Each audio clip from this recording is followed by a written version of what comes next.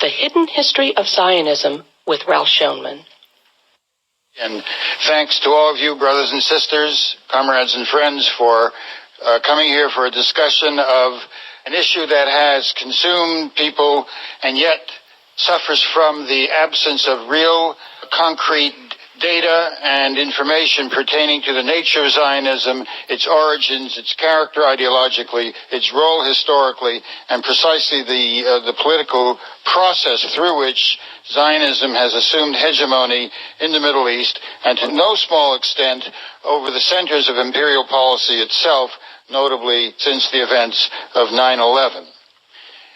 There have been four prevalent myths that have characterized our understanding of the nature of Zionism and of the Israeli state that is based upon it, and particularly in the United States and in Western Europe. The first myth pertains to the claim of a land without a people for people without a land. The second myth is that of Israeli democracy. Virtually every newspaper and every television story and every reference to the Israeli state is prefaced by the claim that it is the only real democracy in the Middle East, and so on. The third myth pertains to security as the motive force of Israeli foreign policy. Here you have a predatory colonial settler operation which has sought to destabilize each Arab nation in the region and to entrap it and ensnare it in conflict, the better to usurp more territory, presenting itself in a defensive posture. And perhaps the fourth and most prevalent myth has been that of Zionism as the moral legatee of the victims of the Holocaust. And what is particularly savage in the irony that surrounds this claim is the fact that the Zionist movement and the Zionist leaders itself were the active collaborators with the perpetrators of the Holocaust. They participated in the suppression of Jewish resistance, and they organized a consistent opposition to any escape on the part of European Jewry. The objective of Zionism has never merely been to colonize Palestine in the manner in which the colonial powers colonized Africa and Asia and, yes, Latin America. In the latter instance, the objective was to obtain resources and cheap labor in the process of imposing a colonial and imperial hegemony. But what distinguishes Zionism from other colonial movements is the relationship between the settlers and the people to be conquered. Because the avowed purpose of the Zionist movement was not merely to exploit the Palestinian people, but to disperse and to dispossess them. The intent was to replace the indigenous population with a new settler community, to eradicate the farmers, the artisans, and the town dwellers of Palestine, and to substitute a workforce composed of a settler population. And in denying the existence of the Palestinian people, the Zionist movement sought to create the political conditions for their removal, not merely from their land, but from history. When acknowledged at all, the Palestinians have been reinvented as a semi-savage, nomadic remnant. Historic records have been falsified, a procedure that began during the last quarter of the 19th century, but continues to this very day. The Zionist movement would seek, throughout its inception, alternative imperial sponsors for this bloody enterprise. In fact, if you look carefully at the progenitors of Zionism, the upper layers of the haute bourgeoisie in Europe, their basic approach was to treat anti-Semitism as something not only endemic and inevitable, but also of considerable value. They despaired of any alternative to the anti-Semitic climate of the imperial regimes in which they subsisted. And they advocated making common cause with the anti-Semites for the purpose of converting the Jews of Europe into settlers afar. Herzl approached the most anti-Semitic and retrograde regimes of the day. They approached Count von Plehve, the Tsar, the author of the Great Pogrom at Kishinev and of the Black Hundreds. And they approached them with the proposition that if they funded and armed a Zionist movement to colonize Palestine, the Zionist movement would undertake that task on behalf of Tsarist imperialism, representing its commercial interests in the area. And the same pitch was made to the Kaiser, who for over a decade armed and supported and dallied with the Zionist movement. The same approach made to the French Imperium and, of course, to the British Raj. So from its inception, Zionism has seen as its task enlisting the imperial powers, and indeed the most retrograde and anti-Semitic of them, as the fundamental political, economic sponsors of the colonial enterprise itself. And this project embraced as well the fascism of Mussolini. It was Mussolini who funded the Zionist youth movement, particularly Beitar, whose leader was Menachem Begin, who wore the black shirt and gave the fascist salute, which they changed to the brown shirt with the advent of Hitler and Nazism in Europe. And the Zionist movement did not miss a beat with the advent of Nazism in Europe. On the contrary, the local Zionist organization of Germany expressed its open support for the Nazi Party and enlisted the Nazi Party as its sponsors. And the labor Zionists would bring Eichmann to Palestine in the 1930s, Baron von Mildenstein of the SS for a period of 6 months, leading to a 12-part series in the publication of the SS called Der Angriff, which means the assault, praising Zionism, with Heydrich and Himmler overseeing the stamping of a coin with the swastika on one side and the Star of David on the other, culminating indeed in the moment when the Zionist movement of Shamir made a formal military pact with the Wehrmacht, discovered in the German embassy in Ankara at the end of the Second World War and known as the Ankara document. So in understanding the particular political and ideological character of Zionism, both in relation to its victim people, the Palestinians, but notably in relation to the Jews themselves, we then come to comprehend the cruel irony of the ways in which the Zionist movement has wrapped itself in the collective shroud of the 6 million victims of the Holocaust, the better to visit upon itself a moral authority to impose on the Palestinian people a fate rather like that of the Jews in Europe. From its inception, every major spokesperson for the Zionist movement has set forth clearly what was intended in Palestine. It was nothing less than the systematic removal of the Palestinian people, their dispossession, and their elimination. In 1896, Theodor Herzl set forth his plan for inducing the Ottoman Empire to grant Palestine to the Zionist settler movement. If His Majesty the Sultan were to give us Palestine, we will undertake to regulate the finances of Turkey and form an outpost of civilization in opposition to barbarism, defending Turkish imperial and commercial interests in the region. Speaking at this Congress of the World Zionist Organization in 1905, the Seventh World Zionist Congress, Max Nordau, a prominent Zionist leader, put forth before the Zionists themselves their concerns. There is a movement which has taken hold of a great part of the Arab people. It is taking a direction which will cause harm in Palestine. The Turkish government will feel itself compelled to defend its reign in Palestine and Syria with armed force. In these circumstances, we can persuade Turkey that they will require us to carry out their particular operations, a strong, well-organized, relentless military group which will suppress this population and eliminate it. The South African connection is a very old one. It does not merely encompass Prime Minister General Jan Smuts, who is South African delegate to the British War Cabinet, pushed the British government to adopt the Balfour Declaration, making a commitment to construct a Zionist colony under British direction. The relationship between Zionism and the South African settlers had evolved much earlier, because the settlers played a similar role in South Africa as they would in Palestine. N. Koestler, the chairman of the South African Zionist Federation, provided a vivid account of the intimate interaction between the Zionist and South African leaders, the identification of Zionists like Weizmann and Herzl with the South African conception of a racially distinct colonizing population. As to Theodor Herzl, the founder of political Zionism, he expressed his fundamental commitment in his modeling of the Zionist program on that quintessential colonial ideologue, Sir Cecil Rhodes.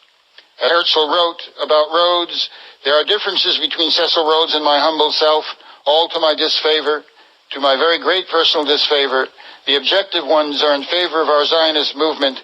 We will only accomplish the dispersal of the Palestinians by using the methods pioneered by Rhodes. The Jewish company will be modeled on the colonial chartered company of Rhodes, and it will be a great acquisition company that will carry out its tasks through military and commercial means. The poorest will first go to cultivate the soil. In accordance with a preconceived land plan, they will construct roads and bridges and railways and telegraphs and regulate rivers and build their own habitations and drive the indigenous population out." One of the ideological forebears of Zionism, Vladimir Jabotinsky, is known as the founder of revisionist Zionism, that Zionist current which had little patience with the liberal and socialist facade employed by labor Zionists. In 1923, Jabotinsky wrote The Iron Wall, which is a benchmark essay for the entire Zionist movement, in which he sets forth bluntly and clearly the premises of Zionism. They had indeed been laid out in the diaries of Theodor Herzl and in the political writings of Chaim Weizmann, if not as eloquently as the declaration of Jabotinsky, known as the Iron Wall. There can be no discussion of reconciliation between us and Palestinian Arabs, not now, not in the future. All well-meaning people, with the exception of those blind from birth, have understood long ago the complete and utter impossibility at arriving at agreements with the Arabs of Palestine for the transformation of Palestine from Arab country to a country under utter control of Jews. Each of you has some general understanding of the history of colonization. Try to find even one example when the colonization of a country takes place with the agreement of the native population. Such an event has never occurred. The natives will always struggle obstinately against colonists, and it is all the same whether they are cultured or uncultured. The comrades in arms of Hernan Cortez and Francisco Pizarro conducted themselves like brigands. The Redskins fought with uncompromising fervor against both evil and so-called good-hearted colonizers. The natives will struggle against any form, any kind of colonization, anywhere and at any time, because it is inadmissible to them.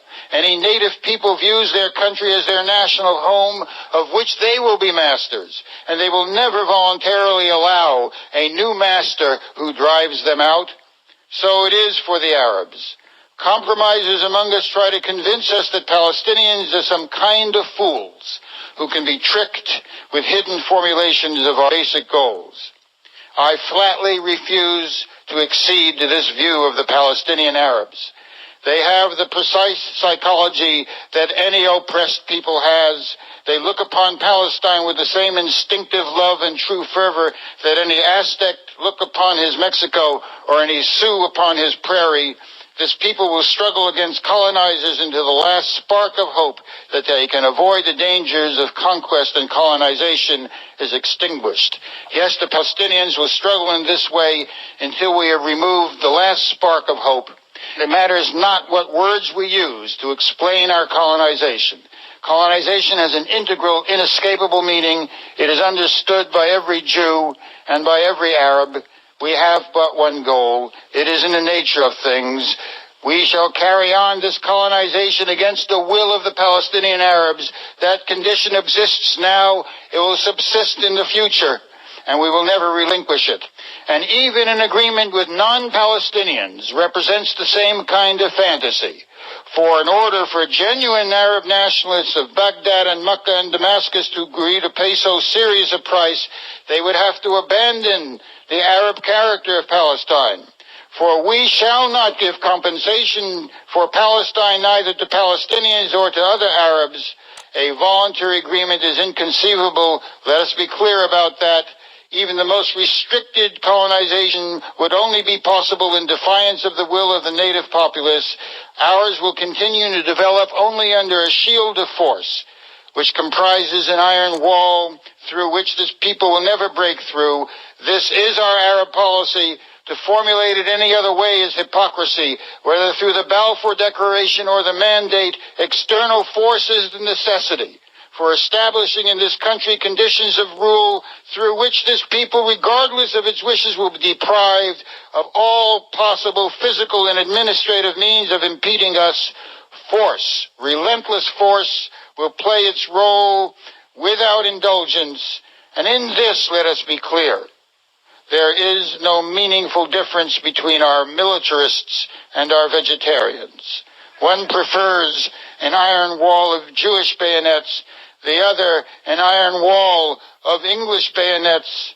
And to the hackneyed reproach that this point of view is unethical, we say untrue. This is our ethic.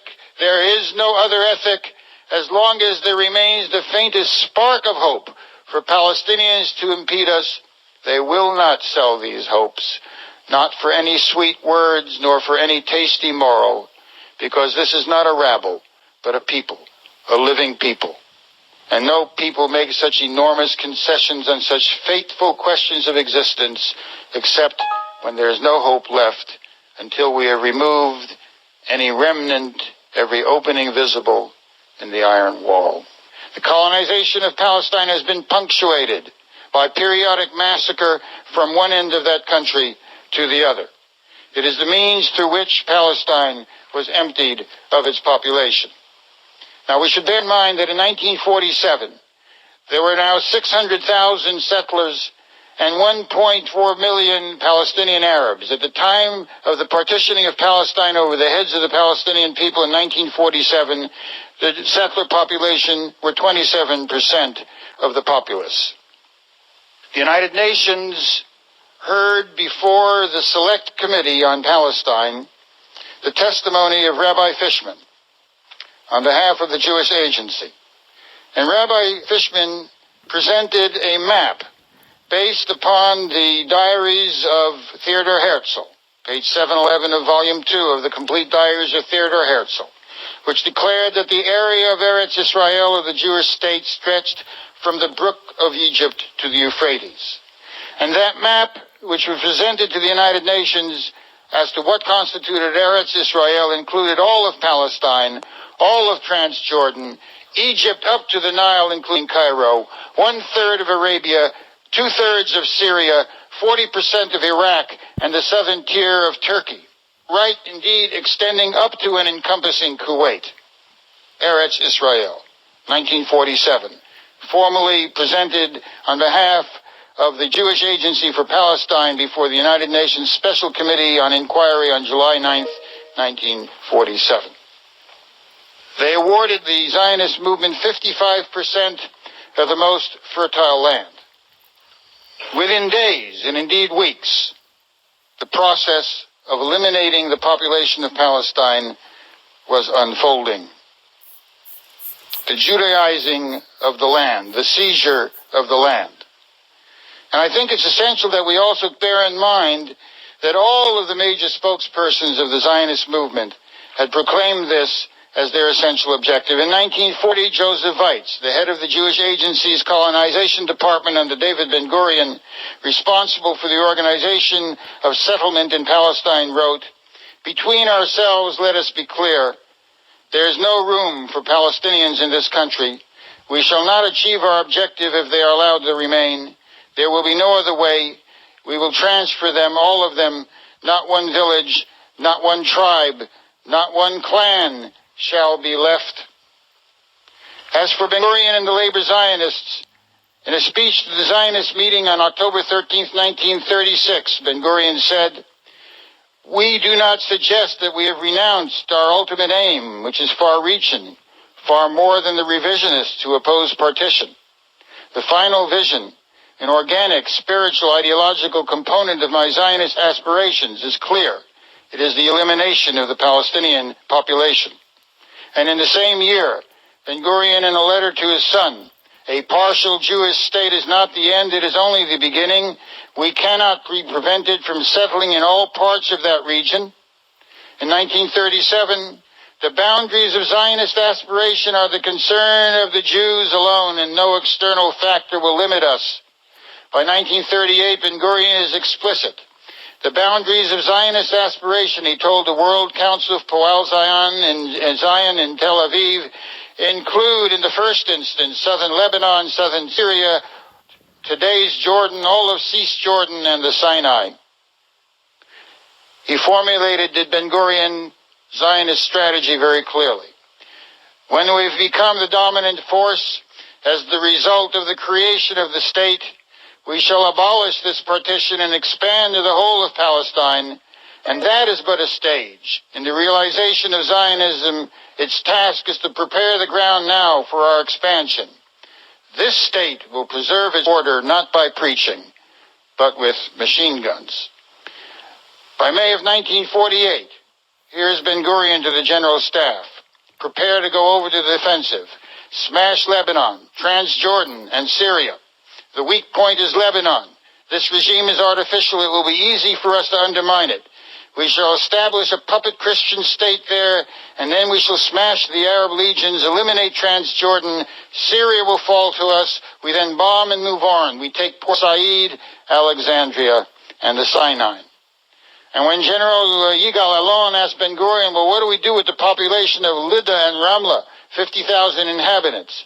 Ben-Gurion, as his biographer describes, waved his hand and said, you know what to do, drive them out. Every major spokesperson, there is nothing obscure, concealed, or unstated about the Zionist record of liquidation. The Koenig Report. We will use terror, assassination, intimidation, land confiscation, the cutting of all social services to rid the Galilee of its Arab populace. Chairman Heilbrunn of the Committee for the Re-election of General Shlomo Lahat, the mayor of Tel Aviv. We shall kill all the Palestinians unless they are resigned to live here as slaves. And here are the words of Yuri Lubrani, David Ben-Gurion's special advisor on Arab affairs in 1960. We shall reduce the Palestinian population to a community of woodcutters and waiters. And Raphael Eitan, the chief of staff of Israel's armed forces, we declare openly, the Palestinian Arabs have no right to settle on even 1 centimeter of Eretz Israel. You good souls should know that the gas chambers of Adolf Hitler will be as a recreational palace.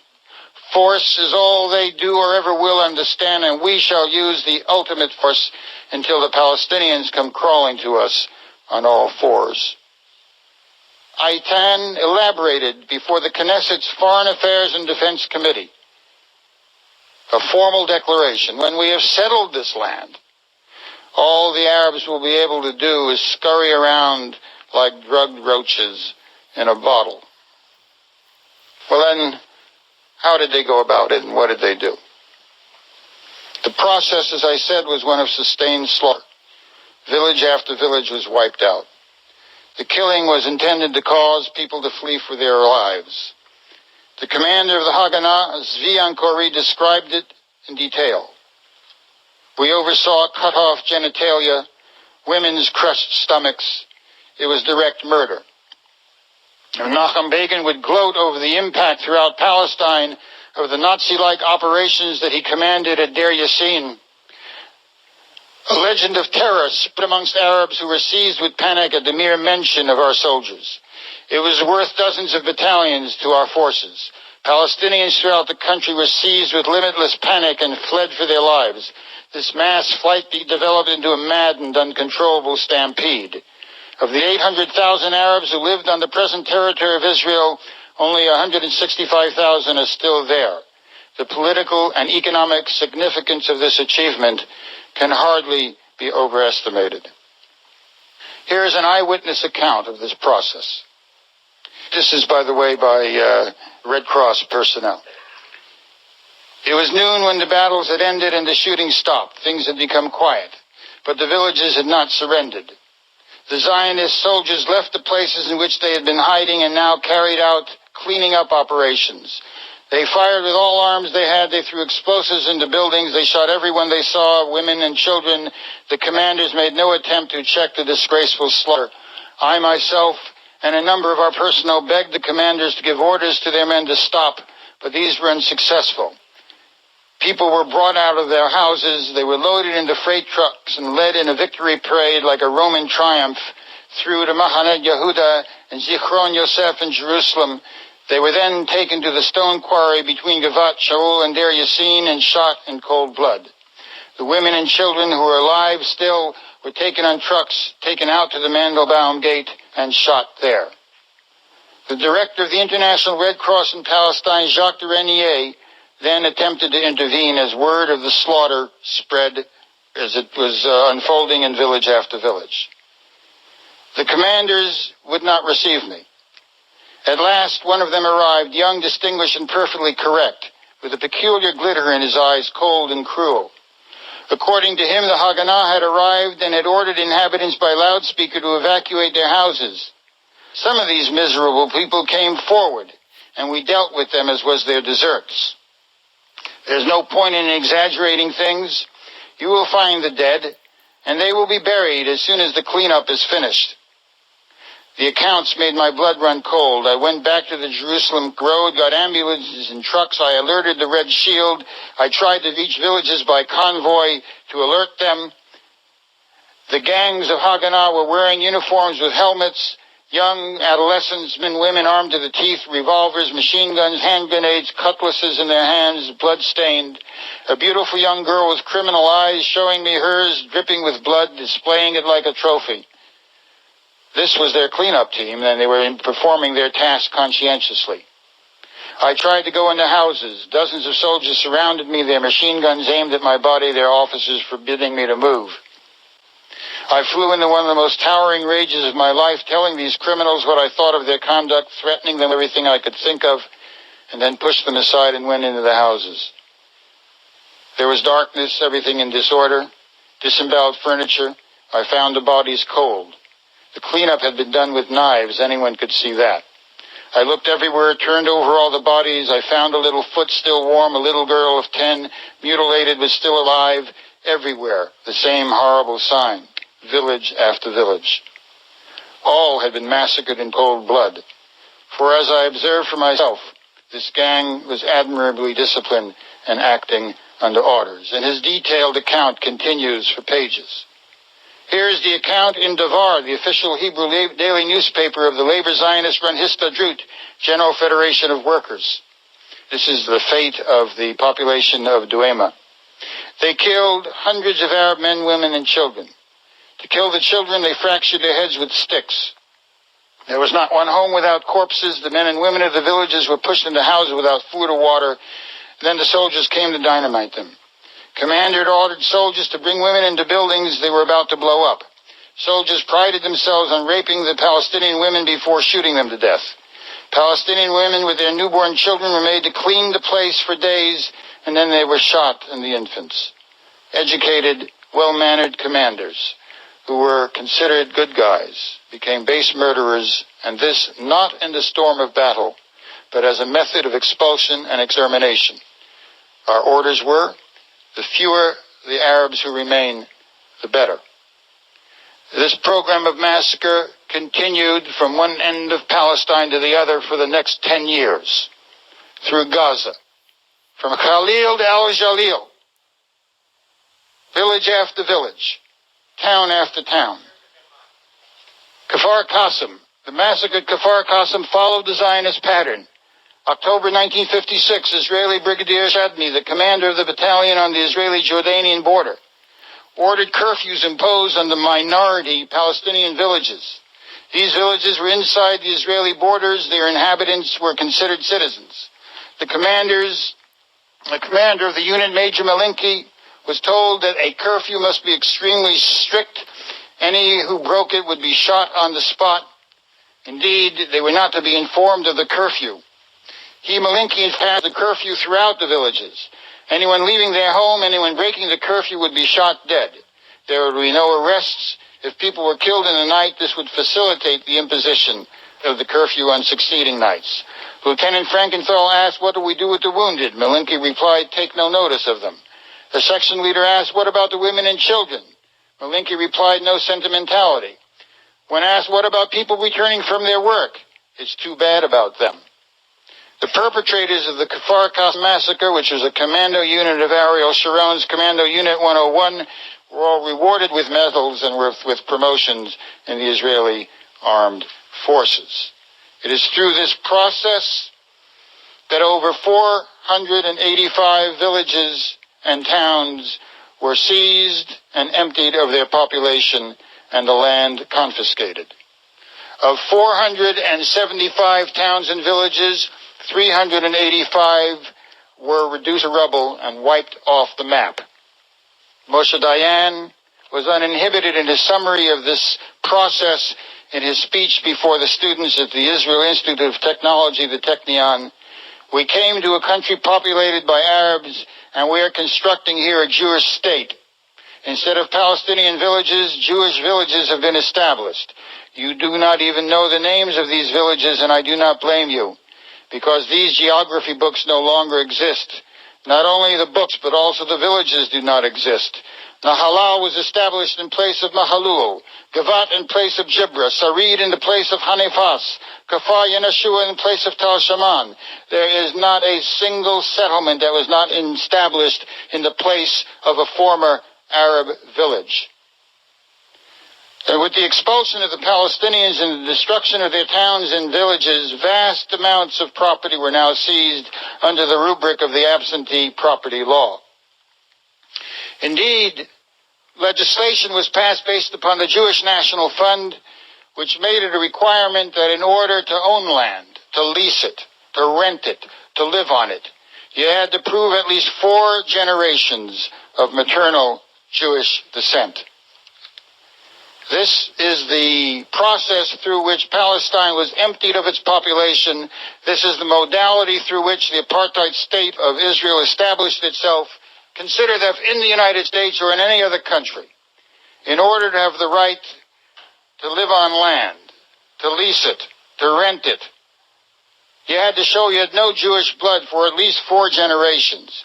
Who would doubt the quintessential nature and racist character of a regime predicated upon this set of legislation and this institutional character?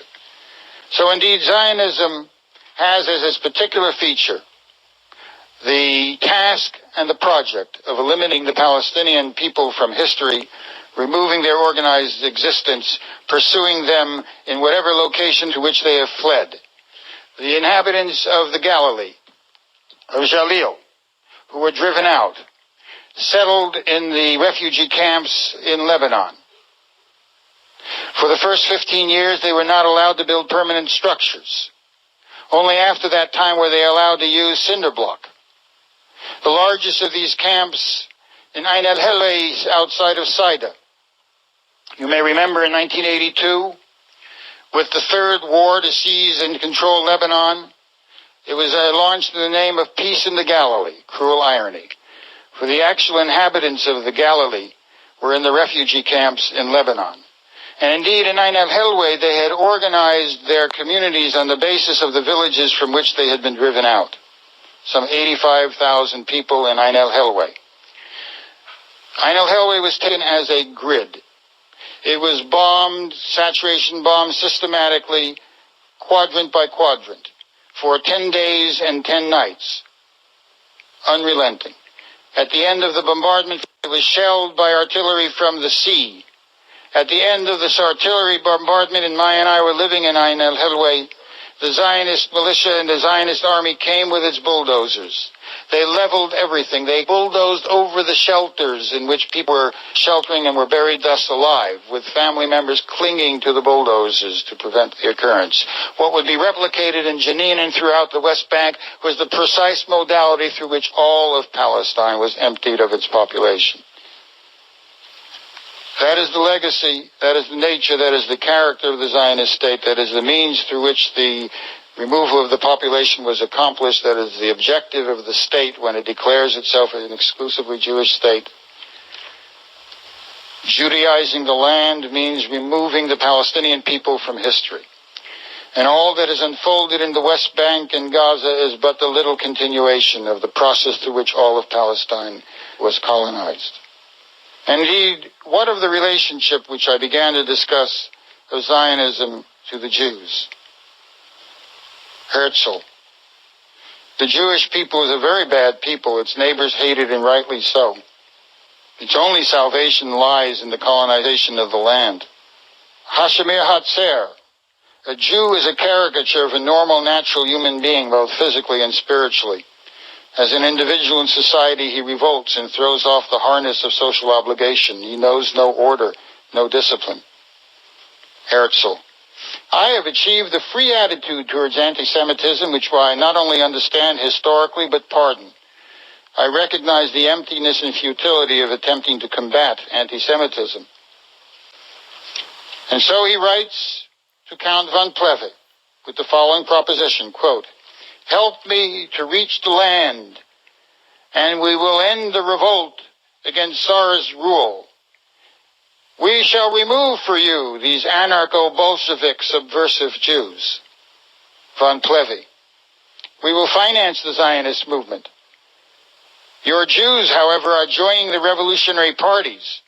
We support your Zionist movement. You don't have to justify this movement to me. It is consonant with our own. You are preaching to a convert. You're listening to The Hidden History of Zionism with Ralph Schoenman. I'm Bonnie Faulkner. This is Guns and Butter. The Zionist Federation of Germany. Its memorandum of support to the Nazi Party on June 21st, 1933. A rebirth of national life such as occurring in German life will also take place in the Jewish national group. On the foundation of the new National Socialist state, which has established the principle of race, we wish our community to fit in the total structure so that for us too, in the sphere assigned to us, we shall work fruitfully for the fatherland. Indeed, the Jewish organizations and the Jewish leaders throughout Europe at the time of the rise to power of Adolf Hitler, which occurred at the time of the Great Depression when marks were being carried around in wheelbarrows, attempted to organize a boycott of Nazi goods and Nazi production. That boycott was broken by the World Zionist Congress, which set up the Havara to market Nazi goods throughout the Middle East and Northern Europe. From the inception, the Zionists were in collusion.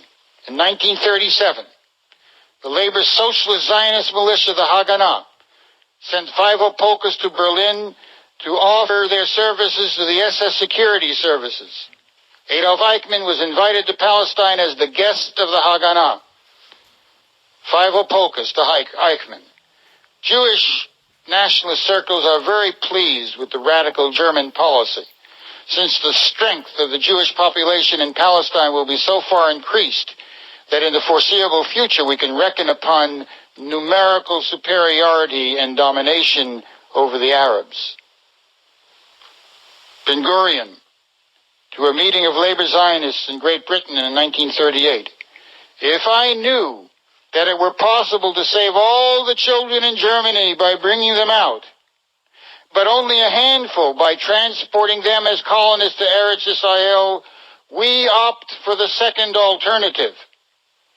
Beryl Katznelson, editor of the labor Zionist Davar, describing, quote, "the cruel criteria of Zionism," unquote. "These German Jews are too old to bear children in Palestine. They are not Zionists. We need colonists, trained, armed colonists, supported by the regimes themselves." As late as 1943, while the Jews of Europe were being exterminated in their millions, the United States Congress proposed to set up a commission to study the problem. Rabbi Stephen Weiss, the principal spokesperson for Zionism, went to Washington to testify against any rescue bill, any reduction in quotas, any allowance of immigration to the United States, to Great Britain, to Canada, to Australia, because it will divert attention from our colonization of Palestine. Yitzhak Grunbaum, the chairperson of the Zionist Committee, set up to investigate the condition of European Jews. When they come to us with a plan to rescue the masses of Jews in Europe or the redemption of the land, without a second thought, we support the redemption of the land. The more said about the slaughter of these people in Europe, degraded and minimization of our attempts to promote the Hebraization of the land. If there were the possibility of today of buying arms with the money of the Keren HaSayed, the United Jewish Appeal, and send it to Palestine, as opposed to sending aid to the Jews of Europe, would we do the latter? No, and once again, no. In July 1944, the Slovakian Jewish leader, Rabbi Dov Michael Weiss-Mandel, in a letter to Zionist officials charged with, quote, rescue organizations. He had provided them with exact mapping of the railways and appealed for the bombing of the tracks on which the Hungarian Jews were being transported to the crematoria. He appealed for the bombing of the furnaces at Auschwitz, for the parachuting of ammunition to 80,000 prisoners, for the parachute of saboteurs to blow up the means of annihilation, to end the cremation of what he described as 130,000 Jews a day. Weiss-Mandel was not alone. Throughout the 30s and 40s, Jewish spokespersons in Europe cried out for help, for public campaigns, for organized resistance, for demonstrations to force the hand of the Allied governments. They were met not merely by Zionist silence, but by active Zionist sabotage. Here is the cri de coeur of Rabbi Weiss-Mandel, writing to the Zionists in July 1944. Why have you done nothing until now? Who is guilty of this frightful betrayal? Are you not guilty, you who have the greatest good fortune in the world, your liberty? We send you this special message to inform you that yesterday the Germans began the deportation of Jews from Hungary. The deported go to Auschwitz to be put to death by cyanide gas. Here is the schedule of Auschwitz from yesterday to the end. 12,000 Jews, men, women, and children, old men, infants, healthy and sick, are to be suffocated daily. And you, our Zionist brothers, you ministers of all the kingdoms, how you keep silent in the face of this great murder. Silent you are while thousands upon thousands, reaching now to 6 million, are murdered, and silent now while tens of thousands are being murdered and waiting to be murdered. Their destroyed hearts cry out to you for help as they bewail your cruelty. Brutal you are, and murderers too you are, because of the cold-bloodedness of the silence in which you watch, because you sit with folded arms and do nothing.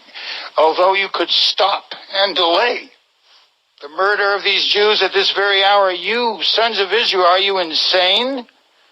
Don't you know the hell around us? For whom are you using this money, you murderers, you madmen? Who is it gives charity? You who toss a few pennies from your safe homes while you conspire against us, or we who give our blood in the depths of hell? The Holocaust? The culmination of Zionist betrayal was the sacrifice of Hungary's Jews in a series of agreements between the Zionist movement and Nazi Germany, which first became known in 1953. Dr. Rudolf Koestler of the Jewish Agency Committee in Budapest, under the directions of Ben-Gurion, signed a secret pact of Adolf Eichmann to, quote, settle the Jewish question in Hungary. This took place in 1944, and the pact sealed the fate of 800,000 Jews. Kastner was under the direction of the Zionist leaders when he made his agreement with Eichmann, and the quid pro quo was 600 prominent Zionist leaders who were to be transported out. When a survivor, Michael Greenwald, exposed the pact and denounced Kastner as a collaborator whose, quote, deeds in Budapest under Zionist direction cost the lives of hundreds of thousands of Jews, he was sued by the Israeli government. And even the Israeli Supreme Court came to the conclusion the sacrifice of Hungarian Jews in order to secure the prominence was the basic element of the agreement between Koestler and the Nazis. They fixed the division of the nation into a small fragment of prominent Zionist leaders, and on the other hand, the great majority of Hungarian Jews designated for death. The Zionist collaborators kept secret the plans of extermination, betrayed the leaders of the resistance, colluded in the transportation vehicles themselves, participated fully in the entire process of deportation. That is the record of the relation of Zionism to the Jews. Zionism's perfidy, the betrayal of the victims of the Holocaust, is but the culmination of their attempt to identify the interests of the Jews of Europe with those of the established order. They made their pact with the most retrograde and imperial regimes of the day. And indeed, the most remarkable declaration of all can be found in Vladimir Jabotinsky's final work, The Jewish War Front. He wrote of his plans for the Palestinian people. Since we have now obtained this moral authority for calmly envisaging the exodus of Palestinians, we need not regard their forced departure of 900,000 with dismay. Herr Hitler has been enhancing the popularity of population transfer. This remarkable declaration in the Jewish War Front synthesizes Zionist thought and its moral bankruptcy. The slaughter of the Jews gave Zionism a great moral authority. For what? For calmly envisaging the exodus of Palestinians. The lesson of Nazi destruction of the Jews was that it was permissible now for the Zionists to visit the same fate upon the entire Palestinian population, and 7 years later the Zionists emulated the Nazi genocide whose backing they sought and achieved, and they covered bleeding Palestine in a multiple of liturgies, driving 850,000 people into exile.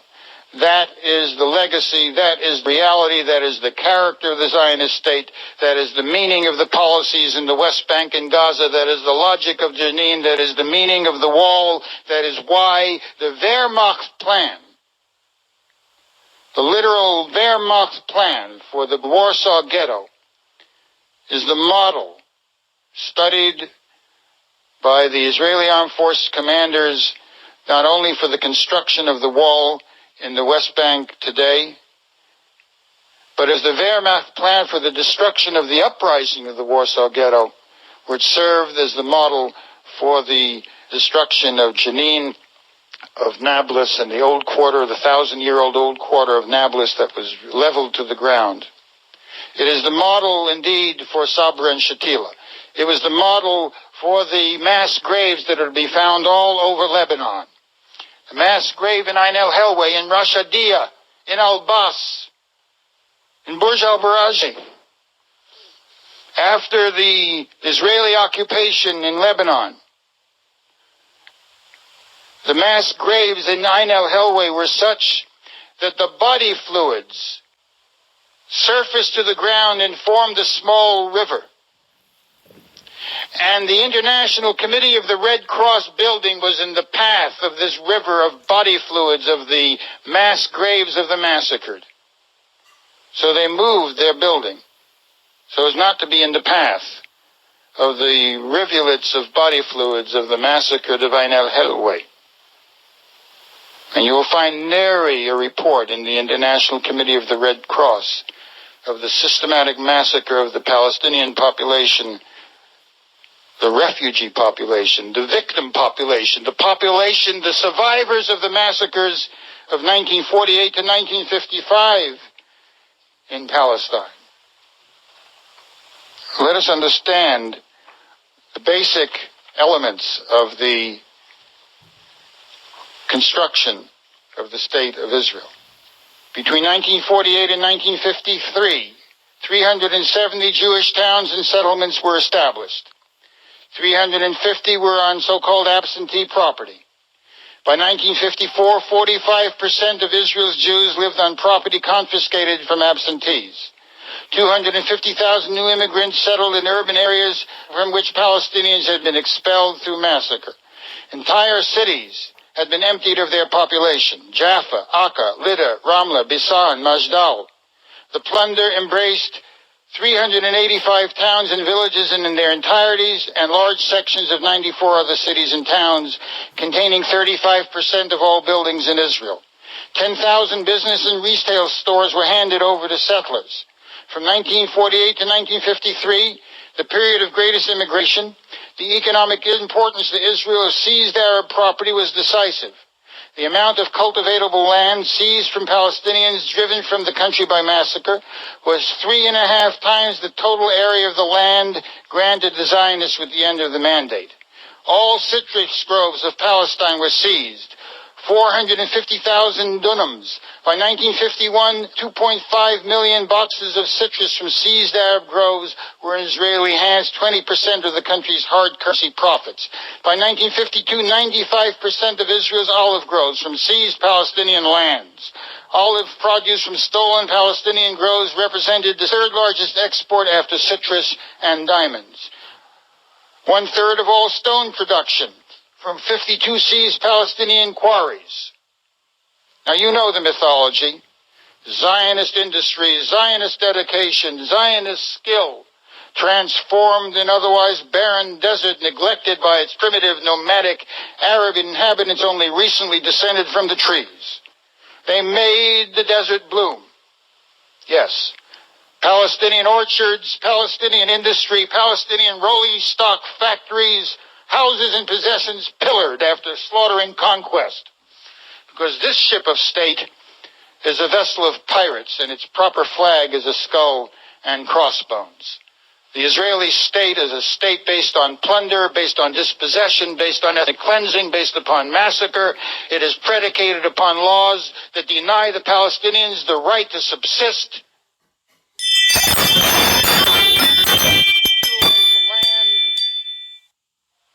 They are a people perpetually under siege. They are marked for expulsion. They are marked for removal from one end of Palestine to the next. Some 70 years ago, an orator responded not to the occupation of his country or the liquidation of 3/4 of its towns and villages. He was not reacting to massacre and mass imprisonment and detention camps and torture. He did not decry the systematic seizure of the land and property of an entire people in their overnight transformation into pauperized refugees, existing in tent camps, hunted and persecuted wherever they fled. He did not denounce a 60-year ordeal punctuated by unrelenting bombing and invasion and yet further dispersal. He responded to but a few weeks of sporadic bombing as he declaimed memorably, "I have nothing to offer you but blood, tears, and sweat. You ask, what is our policy? I say it is to wage war. By sea, by land, and air, with all our might and with all the strength that God can give us to wage war against a monstrous tyranny never surpassed in the dark, lamentable catalog of human crime. That is our policy. You ask, what is our aim? I say in one word, victory. Victory at all costs. Victory in spite of all terror. Victory, however long and hard the road may be. For without victory for us, there is no survival. Let that be realized. No survival. I feel sure that our cause will not be subject to failure, and I feel entitled to claim the aid of all." And a week later he declared, "We shall defend this place, whatever the cost may be. We shall fight on the beaches, we'll fight on the landing grounds, we shall fight in the fields, we shall fight in the streets, we shall fight house to house, we will fight in the hills to which we retreat, we shall never surrender. And even if, which I do not for a moment believe, this island is subjugated and starving, we shall yet carry on the struggle." Now what is it that makes it possible for the leader of the Raj, the Imperial Raj, Winston Churchill, to utter these sentiments, but renders them illicit for the Palestinian people? Only that inveterate racism, that imperial consciousness that denies to a victim people, the world's soldiers for justice, the right to defend their survival, to defend their existence, to fight for their land, to fight for their self-determination, to fight for their survival. The Palestinian people are engaged in a struggle which is at the center of the resistance to imperialism. They are linked inextricably to the struggle of the oppressed masses of the Arab East. As the great Palestinian poet Hassan Kanani assassinated by the assassination squads of the Zionists, as have been so many of the Palestinian leaders over the decades. Hassan said, "The path to the liberation of Palestine passes through Mecca and Riyadh and Baghdad and Damascus and Kuwait and Cairo and Alexandria." Yes, the struggle of the Palestinian people is a struggle for the liberation of an oppressed populace, of an oppressed region. For Zionism is but the continued instrument of a colonial presence and imperial presence that we see unfolding before our eyes in Iraq, and targeting Iran, and targeting Syria, and targeting but 80 more countries. It is a struggle that speaks to all of us, and we cannot deny to the Palestinian people that elementary right to resist that we reserve for ourselves, because our own oppression and the subjugation that our rulers would impose upon us is in tandem with their visiting upon the people of Palestine and the Arab East, their imperial designs, of which the Zionist colonial state is but a locus operandus, the means of enforcement, the inexorable reflection of capitalism and imperialism and of a ruling class in our lives. And that is our obligation and our struggle to speak truth to power and to stand with the Palestinian people in their resistance and their struggle for survival.